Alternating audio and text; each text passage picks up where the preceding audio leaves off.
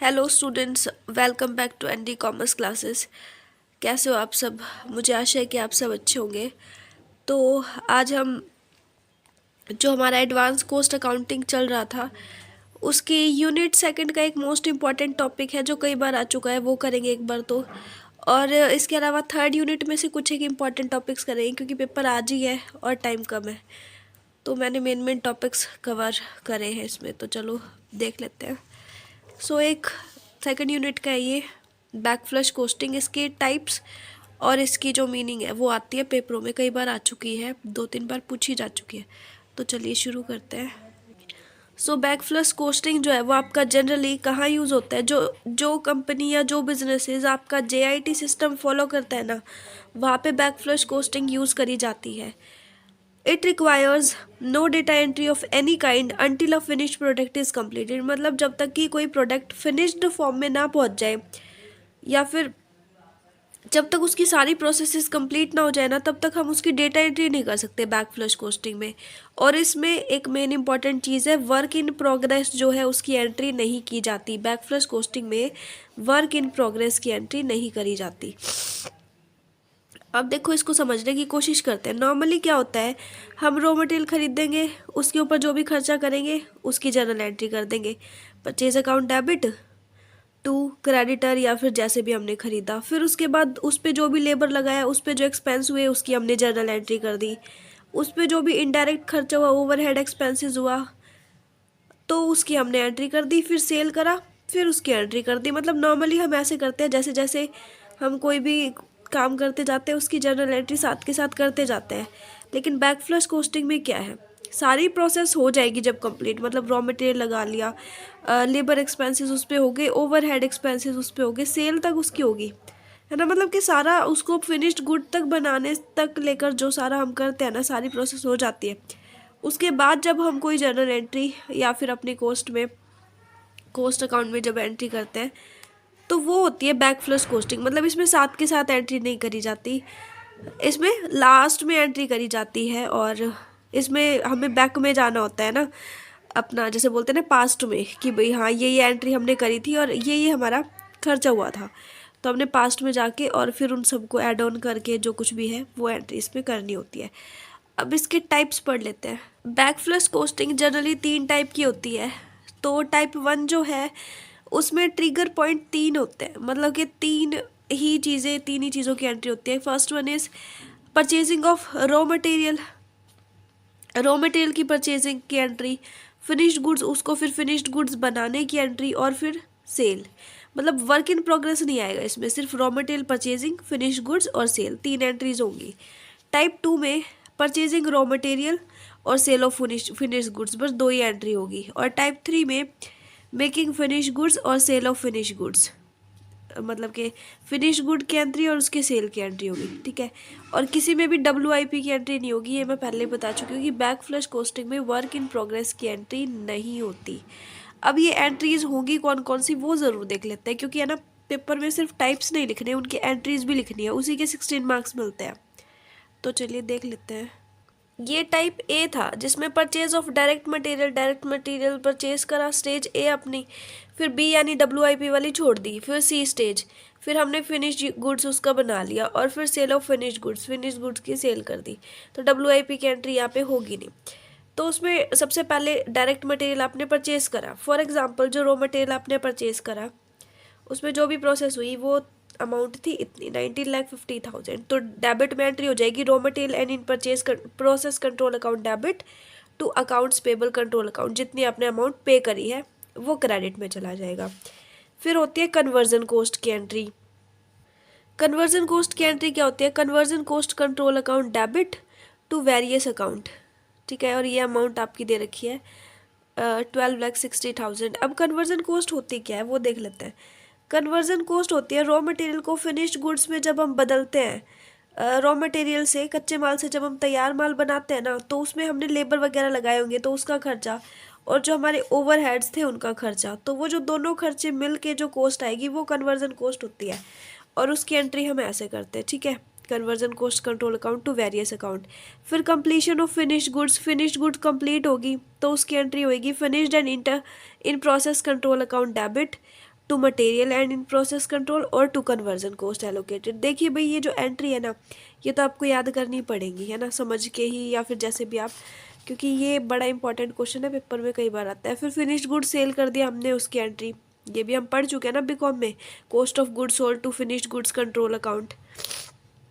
फिर उसके बाद अकाउंटिंग फॉर वेरिएंस, अगर अनफेवरेबल केस है, फेवरेबल अनफेवरेबल का तो पता होगा, फेवरेबल मतलब जब प्रॉफिट हो जाए, अनफेवरेबल जब प्रॉफिट ना हो, लॉस हो जाए। तो अनफेवरेबल केस होगा तो एंट्री होगी material price variance debit, material efficiency variance debit to inventory RIP control account. फिर उसके बाद अकाउंटिंग फॉर वेरिएंस फेवरेबल होगा तब RIP control account debit to material price variance और टू मटेरियल एफिशिएंसी वेरिएंस। अब एक चीज़ और, अब ये जो RIP वर्ड मैंने लिख रखा है इसमें, ये क्या है? RIP मतलब जो हमने स्टार्टिंग में पढ़ा था, raw material and in process control account, ठीक है, शॉर्ट फॉर्म लिख रखी है इसकी। तो ये एंट्रीज है। उसके बाद ये तो था टाइप 1, अब हम देखते हैं टाइप 2। टाइप 2 मतलब जब दो ट्रिगर पॉइंट्स होते हैं, कौन कौन से? परचेज ऑफ डायरेक्ट मटेरियल और सेल ऑफ फिनिश गुड्स, दो स्टेज आती है, स्टेज A और स्टेज D, ठीक है। तो इसमें डायरेक्ट मटेरियल की एंट्री तो आपको पता ही है, inventory control account debit to accounts payable, last में तो अकाउंट्स पेबल ही आना है क्योंकि पे करेंगे ना हम कैश के थ्रू या जैसे भी, तो inventory control account to accounts payable. उसके बाद कन्वर्जन कॉस्ट, कन्वर्जन कॉस्ट इसमें भी आएगी, रॉ मटेरियल से फिनिश गुड्स में कन्वर्ट करते टाइम जो कॉस्ट आती है, conversion cost control account debit to wages payable control to account payment control accounts. फिर उसके बाद फिनिश गुड्स की कंप्लीशन की कोई एंट्री नहीं होगी, क्यों नहीं होगी? क्योंकि दे नहीं रखी ना, इसमें तो सिर्फ सेल की एंट्री दे रखी है, तो फिनिश गुड्स की कंप्लीशन की एंट्री क्यों करें हम। फिर सेल ऑफ फिनिश गुड्स की होगी, cost of goods sold to inventory control account to conversion cost allocated account. और अलोकेटेड और ओवर एलोकेटेड ये आप छोड़ भी सकते हो, कोई दिक्कत नहीं है, यहाँ तक कर सकते हो एंट्री, चल जाएगा। फिर नेक्स्ट देखते हैं, जब ना तीन थर्ड टाइप में दो ट्रिगर पॉइंट होते हैं, completion of goods, finished units of product और सेल ऑफ फिनिश्ड, मतलब कंप्लीशन और सेल की एंट्री होती है। तो इसके अंदर डायरेक्ट मटेरियल की परचेज की एंट्री नहीं होगी क्योंकि परचेज के बारे में कुछ नहीं बोल रखा। कन्वर्जन कॉस्ट की हर एक में होती है, तो इसमें भी होगी conversion cost to wages payable to accounts payment. Completion on finished goods होगी क्योंकि इसमें बोल रखा है कंप्लीशन की होनी है, तो क्या होगी? Finish goods control to accounts payment control to conversion cost allocated. और सेल की भी होगी, cost of goods sold to finish goods control. देखो सारी एंट्रीज ना सेम सी है, पीछे भी हमने पढ़ चुके हैं, एक बार ये एंट्रीज एकदम दिमाग में चली गई तो ये सारा टॉपिक पूरा हो जाना है और 16 मार्क्स जो है वो आपके बड़े अच्छे से आ जाने। उसके बाद अंडर एलोकेटेड, ये मैंने बोला था छोड़ सकते, कोई दिक्कत नहीं है इसकी, और पढ़ो तो पढ़ भी सकते हो। अच्छा अब नेक्स्ट टॉपिक पढ़ लेते हैं हमारा इसके बाद। ओके तो जो नेक्स्ट टॉपिक है वो प्रोसेस कोस्टिंग। प्रोसेस कोस्टिंग ना हमने बीकॉम फाइनल ईयर में पढ़ा हुआ है, ये तो इतना मुश्किल नहीं है ये। प्रोसेस कोस्टिंग का सिंपल मीनिंग क्या है? जब कोई प्रोडक्ट जो है वो बहुत सारी प्रोसेस से होके गुजरता है तब जाके वो फिनिश गुड्स बनता है। जैसे कि फॉर एग्जांपल अगर हमने कोई प्रोडक्ट बनाना है तो सबसे पहले कच्चा माल खरीदेंगे, फिर कच्चे माल से कुछ चीज़ बनाएंगे, स्पेयर पार्ट्स वगैरह, फिर उस पार्ट से कोई बड़ी चीज़ बनाएंगे ना, और फिर उससे फिनिश गुड में पहुंचेगा। जैसे कि सिंपल लैंग्वेज हमारी जो जनरली चलती है उसमें अगर मैं बताऊं तो जैसे आप आटा ही गूंथते हो तो फिर उसमें आप आटा लोगे, पानी डालोगे, फिर उसको गूंदोगे, है ना, फिर जाके लास्ट में रोटियां वगैरह बनती है, तो पूरी एक प्रोसेस होती है ना। वैसे एक बिजनेस में हर एक चीज़ को करने की प्रोसेस होती है, तो जब एक कोई चीज़ प्रोसेस से होके गुजर रही है तो वो प्रोसेस कोस्टिंग के अंदर आ जाती है। इसका फॉर्मेट बड़ा इंपॉर्टेंट है क्योंकि क्वेश्चन है ना, या तो इसके प्रैक्टिकल क्वेश्चन आएगा या फिर आएगा कि प्रोसेस कोस्टिंग पे नोट लिखो, तो प्रोसेस कोस्टिंग का मीनिंग लिख दोगे आप, उसका डायग्राम बना दोगे, डायग्राम के बारे में थोड़ा बहुत बता सकते हो, साथ में आप एग्जाम्पल अपने मन से दे सकते हो, तो 16 मार्क्स पक्के आपके। तो देखो इसके डेबिट साइड, ये डेबिट साइड होगी इसकी और ये होगी इसकी क्रेडिट साइड। तो इसके डेबिट में direct material, direct wages, direct expenses, indirect expenses ये आते हैं। इनडायरेक्ट मतलब ओवरहेड्स, हम पढ़ चुके हैं ये बीकॉम में, तो कोई खास बताने वाली है नहीं। और क्रेडिट साइड में वेस्टेज और नेक्स्ट प्रोसेस से जो भी आएगी, मतलब पहली प्रोसेस से जो वैल्यू आई वो इधर क्रेडिट साइड में चली जाएगी, और फिर कॉस्ट पर यूनिट। फिर इसी तरह से हम सेकंड बनाएंगे, उसमें direct material, direct wages, direct expenses, क्योंकि ये तो फर्स्ट प्रोसेस का हो गया, फिर सेकंड प्रोसेस का, ठीक है, फिर सेकंड प्रोसेस में कितना खर्चा हुआ, कितने लेबर लगे, कितनी डायरेक्ट एक्सपेंसेस हुई, कितना वेस्टेज हुआ, फिर इस प्रोसेस की जो अमाउंट आएगी वो अमाउंट यहाँ पे चली जाएगी, जैसे यहाँ पे आ गई। तो इस तरह से, और लास्ट में, बिल्कुल लास्ट में जब तीसरी या चौथी जितनी भी प्रोसेस आएगी ना, लास्ट में जो हम एंट्री करेंगे वो करेंगे कॉस्ट ऑफ गुड्स सोल्ड, कि सारी प्रोसेस कंप्लीट हो गई है और अब जो माल है वो बेचा जा चुका है। ठीक है, ओके। अब इसकी ना एक थोड़ा सा प्रैक्टिकल एग्जांपल देख ले, क्योंकि अगर मान लो आ गया पेपर में ये क्वेश्चन तो फिर हम कर पाएंगे। तो ये मेरा ना असाइनमेंट था जिसमें मैंने ये बनाए हुए थे, क्योंकि अभी मैं नोट्स बना नहीं पाई just because of I am feeling unwell now. So ठीक है, तो उसी में असाइनमेंट में से कर लेते हैं, समझ आ जाएगा आपको, दिक्कत नहीं होगी बिल्कुल भी। सो मटेरियल दे रखा है, 2 प्रोसेस से होके गुजरा है कोई प्रोडक्ट, तो उसका मटेरियल दे रखा है 8000, वेजेस दे रखी है 12000, क्लोजिंग स्टॉक इतना है फर्स्ट प्रोसेस का, सेकंड प्रोसेस की इतनी अमाउंट है। तो चलिए इसके लिए अब हम प्रोसेस अकाउंट बना लें। और अच्छा, थोड़ा सा हिंदी में लिख रखा है, अगर आपको फिर भी दिक्कत हो मैं बता दूंगी। जो हमने फिनिश प्रोडक्ट बनाएगा उसका 16000 का एक पार्ट तो हमारे पास रहा, मतलब कैश इन हैंड, और 60000 उसका हिस्सा बेच दिया गया। और जो ओवरहेड्स है और जो हमारा फर्स्ट स्टॉक होता है उस पर कोई भी ध्यान नहीं दिया गया, तो प्रोसेस अकाउंट बनाना है। तो चलिए देखते हैं। तो फर्स्ट इन्होंने बोला था कि मटेरियल्स 8000 का है, तो लिख दिया टू मटेरियल कंज्यूम 8000, कॉस्ट लिख दी। वेजेस 12000 की थी, ये भी लिख दिया। टोटल कितना हुआ वो टोटल लिख दिया। फिर process B account, process B account में अब हम ट्रांसफ़र कर देंगे ये सारी चीज़ें जो जो हमारा आया। 20000 आया था हमारा, इस साइड 20 क्यों नहीं आया, 16 क्यों आया, देखो क्योंकि क्लोजिंग स्टॉक दे रखा था प्रोसेस ए में 4000 का, तो वो 4000 घटा दिए। घटाने के बाद जो अमाउंट आई वो आई प्राइम कॉस्ट 16000, तो वो 16000 यहाँ आ जाएगा। इधर भी हमने लिख दिया सेम टू सेम। ठीक है, स्टॉक था हमारा, क्लोजिंग स्टॉक इतना था और इतना हमारा प्राइम कॉस्ट आ गया। अब जो हमें प्रॉफिट हुआ टोटल में से जब हम कॉस्ट घटा देंगे तो हमें प्रॉफिट होता है ना, तो वो प्रॉफिट हुआ 4000 का, लिख दिया प्रॉफिट 4000। तो इस तरह से बन गया प्रोसेस ए अकाउंट। समझ आया, प्रोसेस ए अकाउंट। ओके, सो अब प्रोसेस बी देखते हैं। तो प्रोसेस ए अकाउंट में टोटल हमारा 20000 था, कॉस्ट हमारी 16000 आई थी और 4000 का हमारा प्रॉफिट आया था। मतलब कि टोटल कॉस्ट उसको बनाने में लगी 16000, 4000 का हमने प्रॉफिट ऐड कर दिया, तब जाके हम 20000 उस पर चार्ज करेंगे। तो इसमें इसके अलावा मटेरियल, इसमें जो मटेरियल पे खर्चा लगा वो था 26000 और वेजेस पे लगा था 16000, लिख दिया टोटल, और कॉस्ट भी सेम टू सेम लिख दी। फिनिश्ड स्टॉक इसमें लिखा हमने टोटल कितना आया, इतना। इतना क्यों लिखा फिर, क्योंकि इसमें जो क्लोजिंग स्टॉक है वो हमारा 12000 का है। तो ये वही है भाई, जो जो वैल्यूज़ दे रखी है वो वही लिखनी है इसमें, कुछ ज़्यादा ऐसा है नहीं जो आपकी समझ ना आए। प्रोसेस बी के बाद मान लो कि प्रोसेस बी अब हमारी कंप्लीट हो गई है तो प्रोसेस बी के बाद अब हमने बनाना है फिनिश्ड स्टॉक अकाउंट, जो कि हमें कहाँ कहाँ से आया। प्रोसेस बी से जो वैल्यू आई वो लिख दी, क्लोजिंग स्टॉक जितना जो दे रखा था वो लिख दिया, और प्राइम कॉस्ट उसके बाद इसमें से क्लोजिंग स्टॉक घटा देंगे तो प्राइम कॉस्ट आ जाएगी, वो लिख दी, और लास्ट में ग्रोस प्रॉफिट जितना हुआ वो लिख दिया। अब जो टोटल जितनी अमाउंट होगी उतने में हम उसको सेल करेंगे, प्रॉफिट ऐड करने के बाद ही सेल करेंगे। कॉस्ट में प्रॉफिट ऐड करके फिर सेल करना है ना, ऐसा ही होता है ना। तो लास्ट में ये आ गया। ये ना आप, मैं पीडीएफ बना के डाल दूँगी, आप एक बार देख लोगे ना तो हो जाएगा क्लियर, इतना मुश्किल नहीं लगेगा आपको। अच्छा, तो फिर नेक्स्ट देख लेते हैं। 2 मार्क्स के जो इंपॉर्टेंट्स है ना वो भी देख लेंगे। एक 8 मार्क्स में इंटर प्रोसेस प्रॉफिट आता है, बड़ा इंपॉर्टेंट टॉपिक है वो भी कई बार आया हुआ है, तो इंटर प्रोसेस प्रॉफिट को ज़रूर पढ़ लेंगे अभी के भी। तो इंटर प्रोसेस प्रॉफिट क्या है, जब 2 प्रोसेस है मान लेते हैं, तो एक प्रोसेस से दूसरी प्रोसेस में जब हमने फिनिश्ड प्रोडक्ट हम बना रहे हैं, या एक प्रोसेस से दूसरी प्रोसेस में जब हमारा कोई प्रोडक्ट जा रहा है, तो उसमें जितनी उसकी कॉस्ट आई और प्लस में उसमें हम प्रॉफिट ऐड करेंगे, तो वो जो प्रॉफिट होगा, ठीक है। तो कॉस्ट जैसे फॉर एग्जांपल एक हमने कोई गुड्स मैन्युफैक्चर करी, एक कोई माल हमने बनाया, तो 1000 रुपये उस पर लग गए, और उसको हमने उसका जो ट्रांसफ़र प्राइस था ना, मतलब उसमें प्रॉफिट ऐड अगर हम करते तो उसकी वैसे उसकी कॉस्ट आई 1000, और अगर विद प्रॉफिट हम ऐड करते तो आता 1500। तो ये जो 1500 था और ये 1000 जो था, इन दोनों के बीच का जो डिफरेंस होगा ना वो होगा इंटर प्रोसेस प्रॉफिट। ठीक है, ओके, तो ये जो प्रॉफिट है इसकी रेट दो टाइप से मतलब हम निकालते हैं रेट ऑफ प्रॉफिट। अगर कॉस्ट पे गिवन हो तो प्रॉफिट कैसे निकलेगा, जितनी कॉस्ट है मल्टीप्लाई रेट ऑफ प्रॉफिट है डिवाइडेड बाय 100।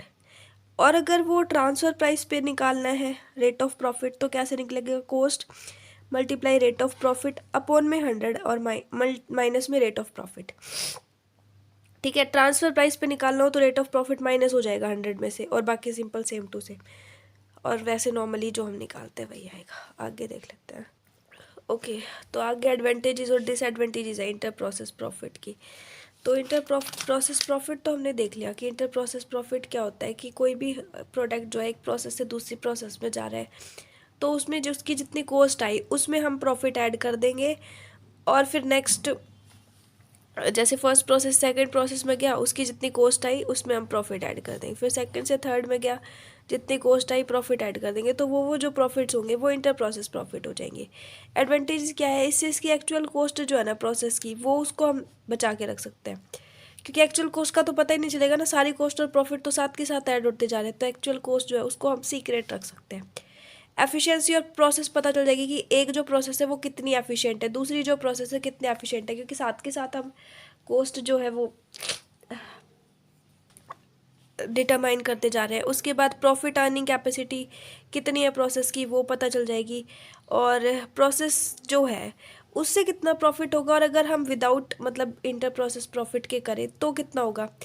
तो हम दोनों के बीच में कंपैरिजन करके ये पता चल सकता है कि जो प्रोसेस वर्क है वो हमें खुद करना चाहिए या फिर एक कॉन्ट्रैक्ट के थ्रू कराना चाहिए।